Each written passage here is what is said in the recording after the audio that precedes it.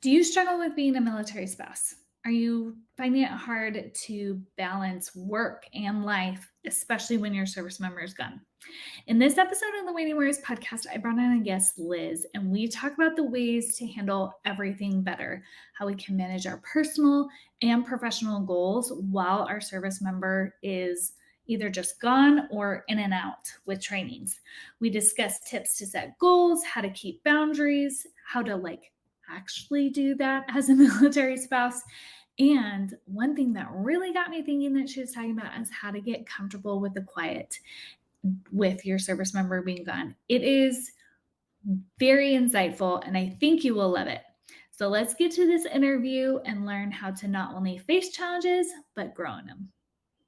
Welcome to the Waiting Warriors podcast, the podcast for military spouses and significant others who are committed to their service member and want to make the most out of this unique military lifestyle. It's for genuine and honest conversations about topics normally glossed over or things that we just don't talk about, for those who want to know actionable and tactical things so that they can really thrive.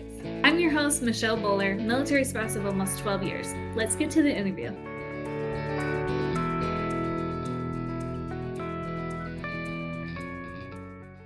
Hey, Waiting Warriors, welcome to another week of season 2 of the Waiting Warriors podcast, where we're going to talk all about all things deployment, TDY, reintegration. We're going to cover all the things that you just don't think about, and or maybe we just don't talk enough about, and you wish like somebody had told you, or all the things. And today we have Liz. Welcome to the show, Liz. Thanks, Michelle, for having me. I'm excited about our conversation. I'm excited too. So Liz is a Marine Corps spouse of 10 years, and she is the owner of LibbyWorks, which we'll hear more about. They are sponsoring this episode today, so you hear more about what they do. But we're going to talk today about how spouses can manage personal and professional goals during deployment. And I don't know, for me, it's like, it's funny when I talk to people about topics, because they ask me like how I feel about these things, but because I talk to so many of you guys, like on Instagram and with different podcast interviews, I'm talking to different spouses all the time. So I hear topics and then I think about like all the things I've heard about, right? All the variety of opinions. And it's really interesting because there kind of sometimes are two camps. There's the people who are like, are super go-getter, and then there's people who are like, I'm just trying to survive here. So I think this is going to be an interesting topic for those of us who are maybe like, I really just like need to get through this, and I'm not super motivated, but I wonder, will goals like actually help you get through it in a more successful, thriving way? I think times and seasons, but it'll be interesting. Well, and I think too, one of the things like I think about is I am a go-getter. I've always been described as like the overachiever, and becoming a mom, and then trying to balance professional and personal life, like being a military spouse, has kind of recalibrated what I think. And so I think that that's also like part of this conversation, is that you evolve as a person, and that's something that a lot of us just have to get used to, is that evolution. And and I just want to share, I guess, my story. And I've, like you, it's like I find, talking to other military spouses about this experience is super helpful for just all of us as a shared collective experience. And I think back in 2009, when I met my husband and we started dating and stuff, and all of these really experienced military spouses gave me a lot of advice. And now I feel like I'm in that position and need to pay it forward. And what I've learned too, and I always say this, but a rising tide lifts all boats. And I truly believe that. And our shared collective experience can be really powerful. And so I think telling stories like this and us having these discussions is so important for military spouses at every stage of the journey. Yeah. Okay. So real fast, I know I'm sure it's like an awesome story, but for the sake of this episode, real fast, like when did you become did you become a business owner before you became a military spouse? And um and then kind of leading into that, what was that like going into your first deployment with trying to balance, because that's a balancing act, right? Like you're Yeah. going through this big change and you're a business of an owner. So it's a business of an owner. You're an owner of a business. And it's not like life stops, right? Right. No, it never stops. Right. And so, yeah, quickly. So, I started in the entertainment industry. So I was not a business owner when my husband and I met, but I was an independent contractor. So Right. I was jumping from job to job to job, just kind of depending. And so I kind of got that like flavor of essentially being self-employed, right? Being a Mhm. 1099 contractor most of the time. And then that evolved into being a business owner multiple times. So I've done one of those things where I've been a business owner and then I've ping ponged back to be a W-2 employee, depending on the PCS or where we are. And then Mhm. I've become a business owner again. Business might have failed. I've had a couple of those. And then and now I feel like, pursuing a business full time, but I think it has changed. So during that time, in the last 15 years or whatever it's kind of just been that collective experience in order to get the confidence, honestly, in going back into a business full time and knowing how to structure that properly Yeah. and balance my time. Right. Right. Yeah. So what are some of the challenges that you have faced as you've been in and out of deployments and TDYs, like the times when or trainings, sorry, I know TDYs is like just an army term, but like the trainings Okay. of when your service member's gone, um, how do you manage all that? Yeah, so I think there's a couple things like, but I'll just give you some like tactical advice. Like really Mhm. tactical advice is block scheduling and Right. flexible scheduling. One of the things that I've become really good at over the past 11 years, because my husband's schedule is really busy sometimes and he's gone for extended amounts of time. And then he gets off at noon every day for 2 weeks Right? because they've gotten back from something. And so it's leaning into that. So like when he Mhm. gets off at noon, I'm like working as much as possible. I'm setting myself up for success.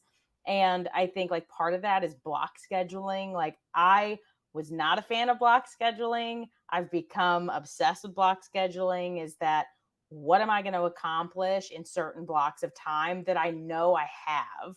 Yeah. And I do a lot of people do Sunday preparation, and I get that. I don't like to take my Sundays to do preparation, but I think I do it on Friday afternoons. But whenever you can find that block of an hour to like look at your realistic schedule and say, I can fit in these super like needed tasks, these priority tasks in these blocks of time, and be Mhm. realistic on what you can accomplish in an hour or 2 hours or 3 hours is Right. something else that you learn. Because one of the things is when our spouses are gone, we are the daycare shuttle, we are the doctor appointment, dental appointment, XYZ Mhm. shuttle. We're the only person when the kids are sick. We are the only person that can take care of family matters, those sorts of things. So being super realistic about that block scheduling. And I kind of use the 80-20 rule of I'm going to get 80% of what I'm meaning to do done. And then the other 20% is stuff that is not as high of a priority that I can move to different blocks or just available time. Yeah. And so, like, that's super, like, just tactical stuff of like block scheduling what you need to do, using an 80-20 rule or whatever's for you, like 60-40, whatever it might be. I use Mhm. 80-20 so that I know if I get 80% of it done, I'm going to be in good standing for the next Yeah. week. And for people who don't know, because I've heard the term, but like what's block scheduling versus like I'm gonna do this at 3 p.m. or whatever. Yeah. So in running a business or in just your professional in your job, like, for me, for block scheduling, I have themes of each block. So for each block, or for each week rather, like I know that I have to do content development. I know that I have to do invoicing and client update emails.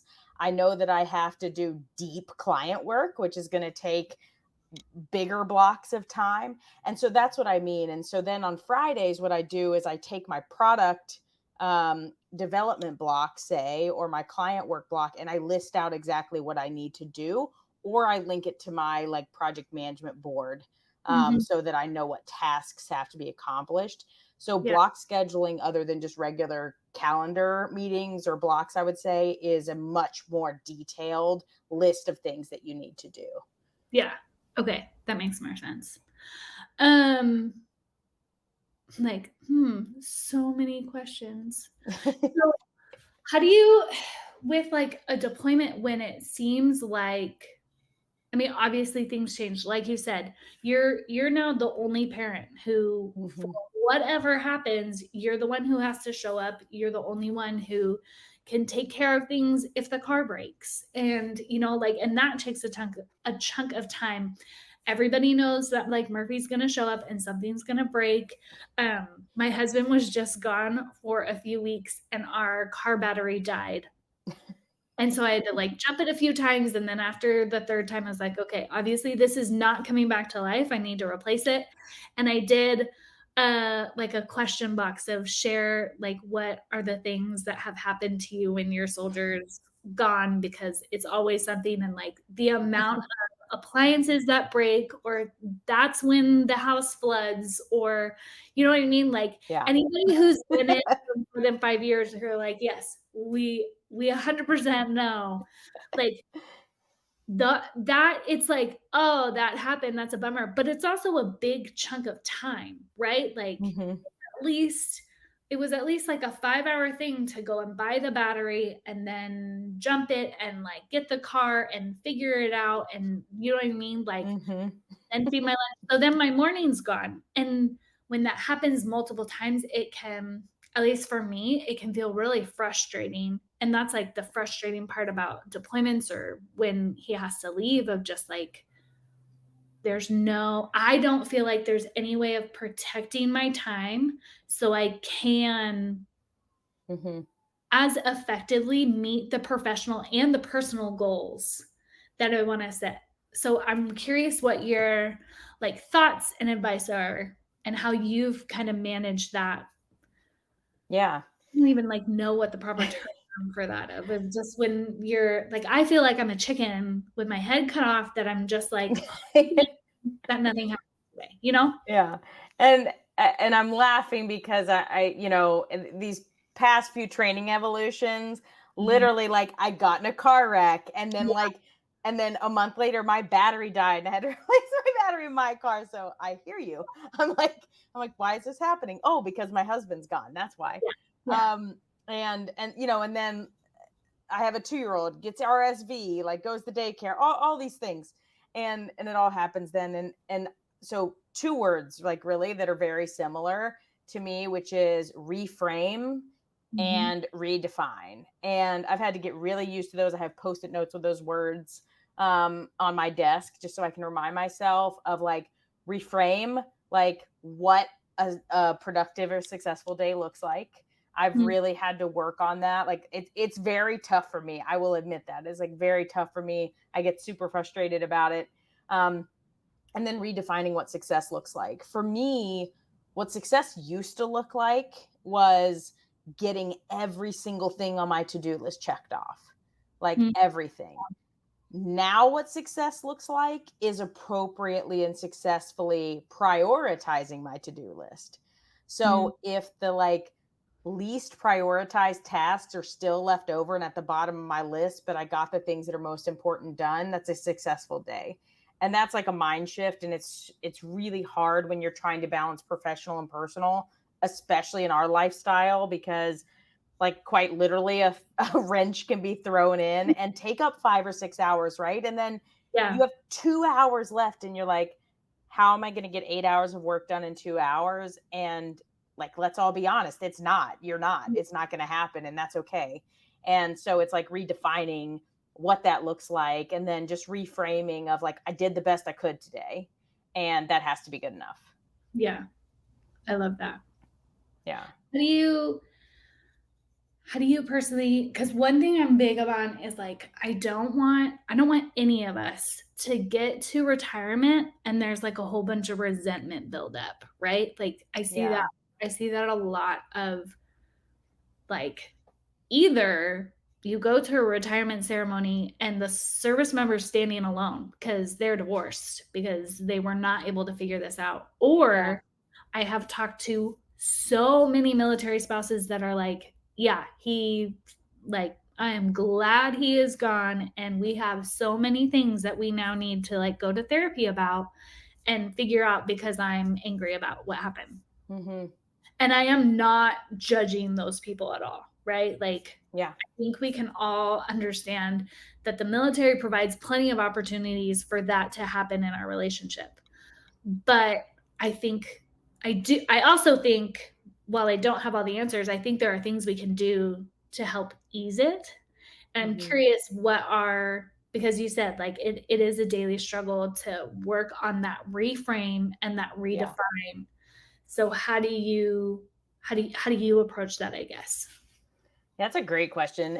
I think that in itself is like a daily, weekly, monthly like thing. I think intention and Mhm. attention to it is really important. I read a lot of Brene Brown. um, So good. which I just finished Rising Strong actually, which is like it's about this, right? Like in your relationships, how to reframe and how to have like better constructive conversations. The other thing is like we're not going to get it right all the time, and keeping those lines of communication open are super important.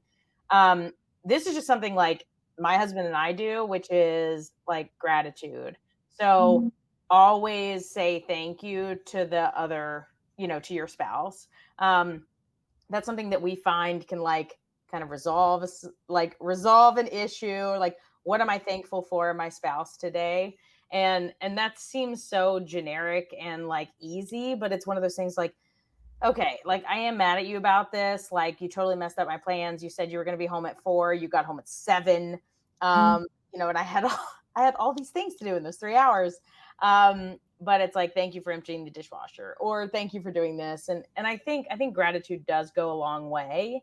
um I think that it is one of those things that as military couples, something that I don't think we do enough of is just addressing the hard stuff of what our lifestyle throws at us that we would not be dealing with if we were just civilians with Mhm. professional careers, right? There's just a different one, because like pay isn't equal in the military to civilian counterparts. And people say, oh, you get housing, oh, you get healthcare. It doesn't matter. It's like, and then when they get out of the military and they retire, many times a lot of great organizations are combating this, but a lot of times they don't start at where they were, right, in the level of leadership or management.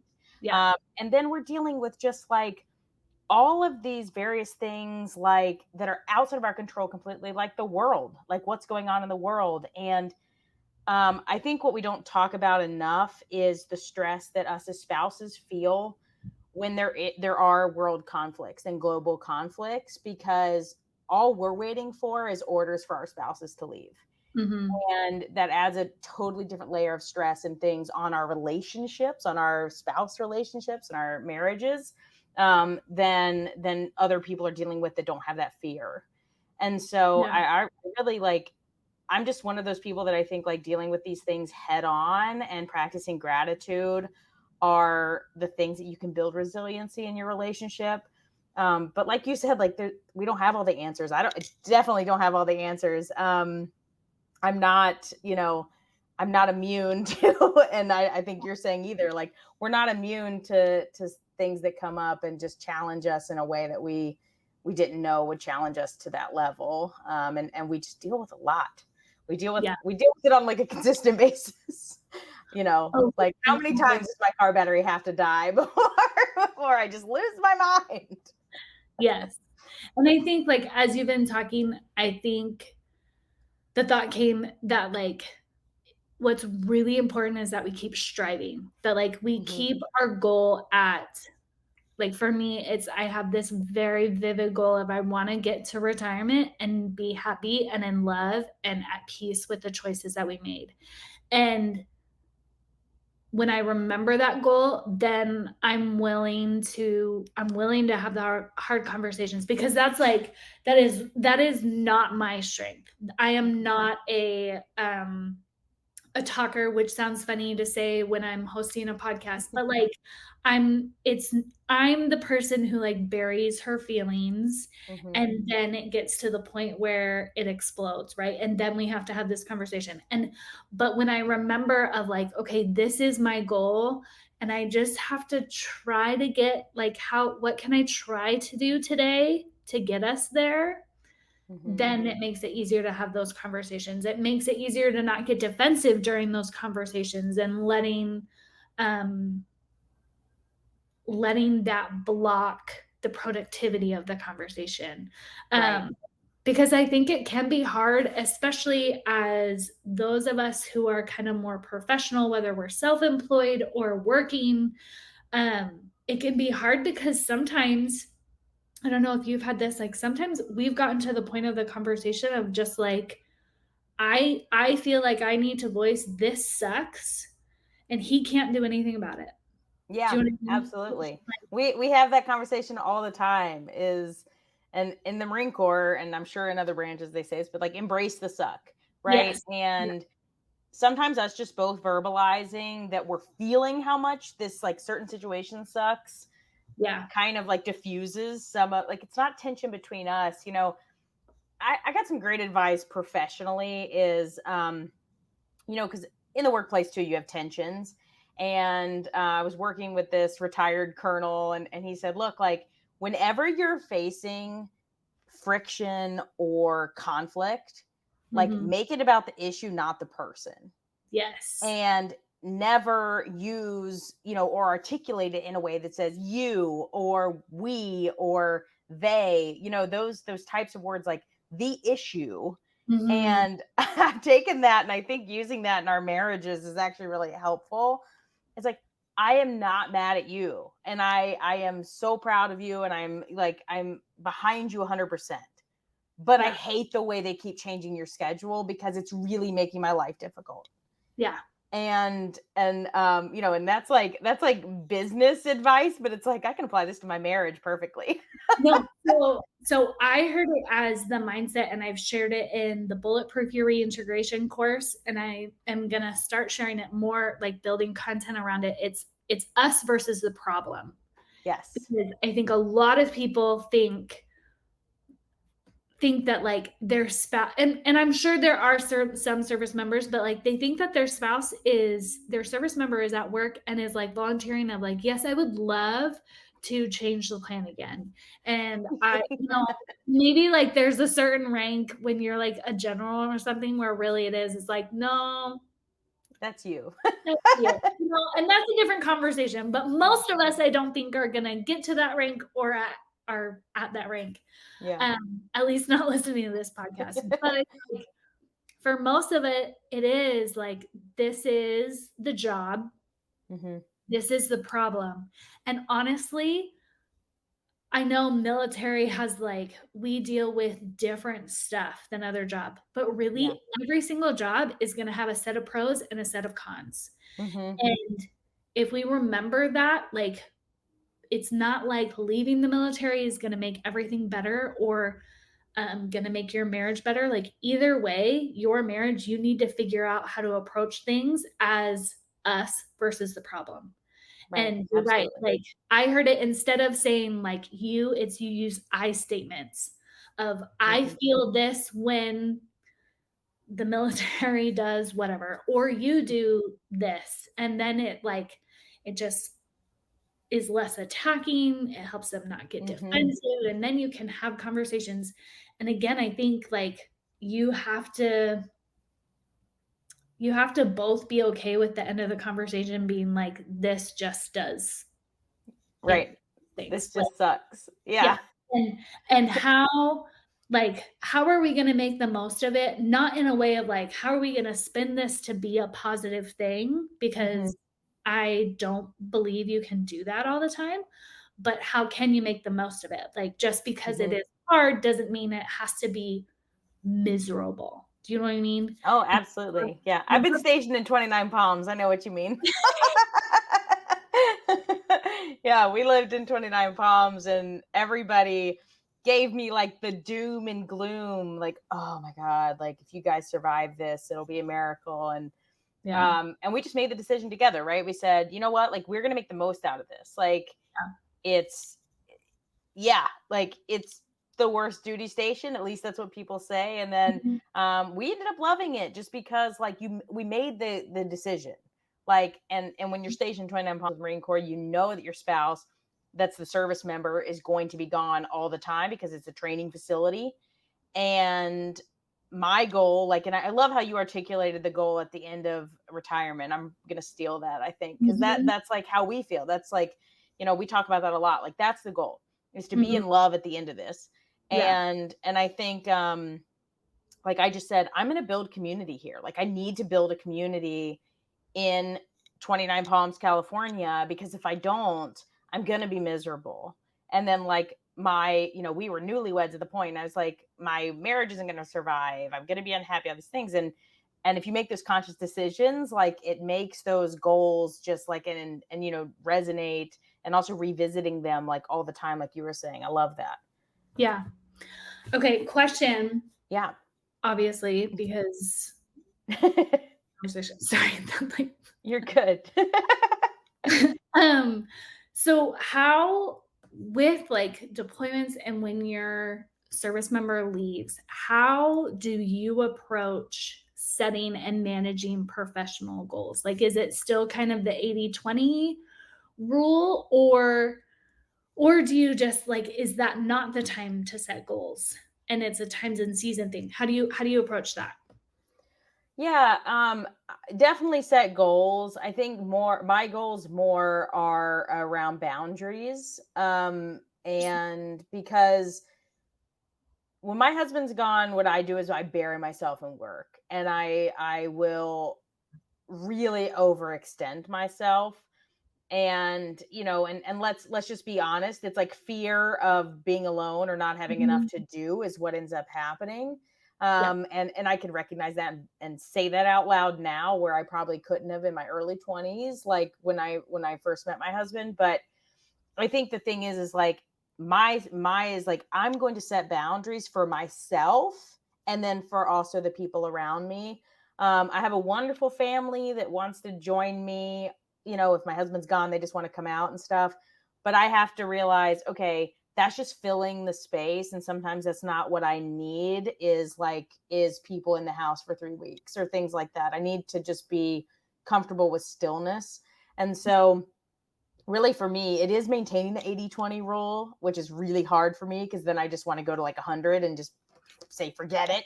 Yeah. And I was like, okay, Liz, if you go to 100, you're gonna like not be working out. You're not gonna be like cooking home cooked meals like you like. You're gonna be eating like tortillas wrapped around slices Mhm. of cheese for dinner, like these sorts of things. And so for me, it's like setting. We've all been there. We know, like it's like put Like, that piece of cheddar in that tortilla and just eat it cold. tortilla with like or like meat wrapped in cheese, Yeah. butter and J for like the 50th time. Yes. Old spaghetti, like not even new spaghetti, but the Oh, leftovers from yesterday. Yeah. don't worry about heating it up. Who cares at this point? Like, yeah, I'm there. I'm like, whatever. Like cold meatballs, sure, sounds great. Yeah. And so it's for me, it's maintaining boundaries. I think like during deployments and during long periods of separation, I believe what is important is that we maintain our individuality, Mhm. and that we have that like alone time and quiet time, and we use it to kind of like be comfortable and more confident in ourselves without piling on the things that we cover up, right? Like uncomfortability with, which is for me, which is work. Like I can work all day every day if given the chance. But I need to not do that, especially when my husband's away, so that I can be more present, and nicer to myself, to be honest. That is fascinating to think about Mm-hmm. and like super deep. because that's that's like the question I get probably most often, or you see on the Facebook pages of like, my husband's at deployment, like, Yeah. what do I do? What show should I watch? Yeah. Like, I'm just so sad. And then all the advice is like, stay busy, right? Mm, But mhm. then you're saying like, what maybe we should be asking like, what are we running away from? Because on Yes. one hand, like, I get it. I get sad every time my husband is gone. Yeah. He was only gone for 2 weeks, right? I still cried. I love him. He's my person.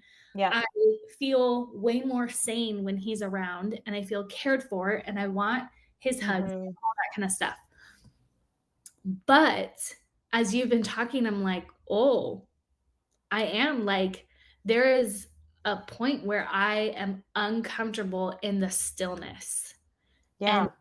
and what am I running away from? And I'm like you, I fill it with work. Mhm.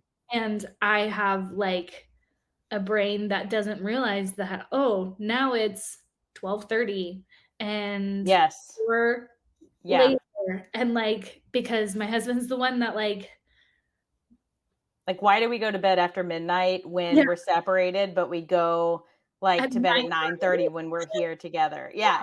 It's Yeah. I think And that's an interesting part of, like, managing the professional and personal goals during the deployment. yes, it really is, and I mean, for me, like I said, it is a struggle, it's hard, but now I go as far as I mean, I'm one of those people, like, I will sit on the couch and I will watch some television, but then, like, I'm also Googling and, like, researching, like, the bet like, switching my CRM to something Mhm. better from I'm like, Yeah. my CRM so, I go as far now as, like, I leave my cell phone, like, upstairs, I, like, put it down, and Mhm. I don't have it near me in my vicinity because, like, that's another boundary for me. Like, I will just work and work and work, and then I end up being up until 12:30 or 1 a.m. when my husband's gone because there's like no like gauge there of like what normalcy is. I think building resiliency for young military spouses, for military spouses that haven't been in this life as long as maybe we have, is I think it is building the resiliency and confidence in yourself and in the stillness because when my husband and I got together first, like when we started dating, it was in the height of Iraq and Afghanistan. He was leaving all the time Mhm. and he was gone for months and months and months. Right. And during the first deployment, it was like so hard. And I remember saying to myself, like, if you love this person, if you're going to be in this for the rest of your life, you've got 20 years ahead of you or 20 Mhm. plus years ahead of you of this. Like, learn to be with yourself Yeah. because you're going to be alone a lot. And I do see all the advice of staying busy, and I completely understand that. You need friends, you need community. I'm not saying run Mhm. away from that at all. Like, if it's work or hang out with, a couple of your friends, like pick a couple of your friends, especially if your husband's gone or spouse is gone. But I do think we need to build like more kind of just narrative around like actually being with yourself. I Yeah. think that's super important. Yeah. That's so okay, I feel like we could have a whole 'nother podcast episode We about could. well, maybe we will, but it's like, it's so good because it's just so easy when they're gone to run away from all the feelings. Mhm. And Yeah. we run towards work, we run towards food, we run towards, um, like, just staying busy and filling our schedule an absurd amount, and it's like, but I love what you're saying, that the real way that we manage our goals and can, like, really thrive through this life is the boundaries with ourselves. Like, Mhm. I think it's Yeah. super popular, and I talk a lot about, like, how it's okay to put boundaries over other people, and you need to learn to say no, but what do you need to learn to say no to yourself? It's a harder lesson, I'll tell you that. At least it is for me, because I just lean on being busy instead of facing the feelings, as you put it. Right. Because then I'll be very honest, like, spoiler alert, if this is your first deployment or even your second, like, you start to notice the pattern of, like, reintegration's really hard because they come home and you realize how stupid tired you are. Like, it's, like, dumb how Hmm. tired you can be when you do this. Like, Yes. trust me, I know. Our first deployment, I had 4 kids, 6 and under, Oh my god. and I was trying to build a business, and we had, like, fairly recently just moved there, and I just was like, I was a train that was not going to be stopped, Right. and when my husband came home, I got physically ill Mm. because and I didn't realize until, like, years later, like, it's because I just get in this mindset of you have to go crazy, and it's you're running away from Mhm. feeling alone. But you've gotta figure out, like you said, of just, like, how to be with yourself Yeah. and realize the difference between loneliness and just, like, sitting with yourself for an hour at night. Like, that's, Yeah. you know, Absolutely. Yeah. also. It's and God, I can't imagine 4 children. I have one, and I think like, like sometimes I'm like, how, like how do people do this? Um, but it's true, and I think we fill up our time a lot with things that are outside of ourselves. Mhm. And one of the things is like one of the things that I said that I was going to do is I said, okay, I played tennis in college, like for the club team, and I've played basically my whole life except for this last 10 years. Right. And so I'm like, okay, instead of just filling my time, like I'm going to find an afternoon or a morning every week when my son's in school that I can go play tennis, that I can go do something like I really enjoy. Like it's good for you to do that. Yeah. And everybody's heard this advice, but the work will be there when you Mhm. get back. And it's a hard lesson to learn, but it will be. And so it's just kind of sitting with that and having confidence that you'll have work to do when you get back to it. Yeah. So one question that was actually asked on Instagram, like I did Yep. a question and ask me whatever. Somebody just asked this question, and I don't have as much experience with it, so maybe I'll see what you say. Excuse me. She asked, how do you manage having a career while your spouse has a career and but you travel a lot for work? Do you have any advice for that? Like, how do you? Yes. Um, so I have been traveling a lot. And customarily, like throughout our marriage, I've traveled a lot. When I was in the entertainment industry and doing film, I mean, yeah, it was wherever the work is, right? So it's hard to give advice on this. I think it adds a layer of complexity to professional life and to your relationship building.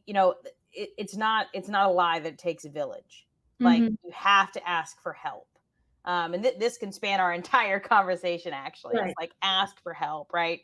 And I think when you are traveling a lot for work and your spouse is the service member, you know like, deconflicting whatever that schedule looks like and trying to deconflict, at least for your kids and for your other like obligations. This might not work for everybody. What we did was we put a monitor in our kitchen that is linked to a shared family Google Calendar, Mhm. and we like put all of our stuff on that calendar. My husband and I review it every week of like, okay, I need to travel these 2 days. When are you traveling? And Mhm. then piecemealing the childcare essentially for 2 hours or 3 hours in the evenings if we need to, with Mhm. neighbors and with our community. And I think it's really about, like we were just talking about this, about the open conversation, about the open channels of communication. Like that is what's important in that scenario. If you love, like, I don't love traveling every month. I love traveling like quarterly, Mhm. but I don't love traveling like every month because I think it just adds complexity to the Yeah. family life that is a little bit too much right now with his schedule. But if you still want to travel and you still like it, just look at the calendar, deconflict it.